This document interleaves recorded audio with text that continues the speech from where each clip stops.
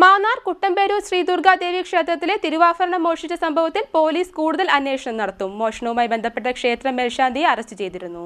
മാന്നാർ കുട്ടമ്പേരൂർ ശ്രീ ദുർഗാദേവി ക്ഷേത്രത്തിലെ തിരുവാഭരണം മോഷ്ടിക്കപ്പെട്ട സംഭവവുമായി ബന്ധപ്പെട്ട് പോലീസ് കൂടുതൽ അന്വേഷണത്തിലേക്ക് പോവുകയാണ്. ക്ഷേത്ര മേൽശാന്തിയെ സംഭവവുമായി ബന്ധപ്പെട്ട് കഴിഞ്ഞ ദിവസം കസ്റ്റഡിയിലെടുത്തിരുന്നു. 3 വർഷത്തോളമായി ക്ഷേത്രത്തിൽ മേൽശാന്തിയായി സേവനമനുഷ്ഠിച്ചു വന്നിരുന്ന കുട്ടമ്പേരൂർ ഇളമൺ മഠം രാധാകൃഷ്ണൻ നമ്പൂതിരിയെയാണ് മാന്നാർ പോലീസ് അറസ്റ്റ് ചെയ്തത്.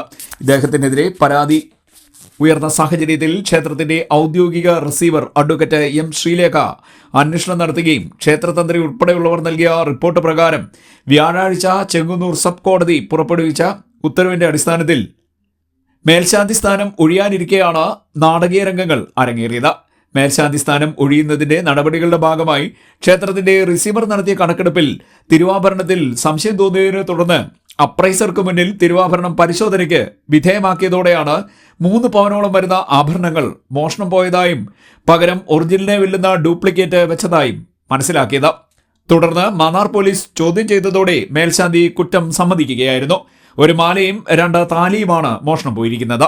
മാല വിൽപ്പന നടത്തിയതായും ലോക്കറ്റുകൾ പണയം വെച്ചതായും രാധാകൃഷ്ണൻ നമ്പൂതിരി പോലീസിനോട് സമ്മതിച്ചിട്ടുള്ളതായി പോലീസ് പറഞ്ഞു.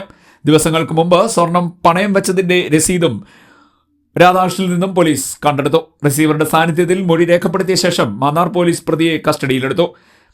Mannar police SHO SV Biju, SI Shaija, ASCമാരായ രജിത, റിയാസ്, CPO അനന്തു ബാലു എന്നിവരുടെ നേതൃത്വത്തിലായിരുന്നു പ്രതിയെ പിടികൂടിയത്.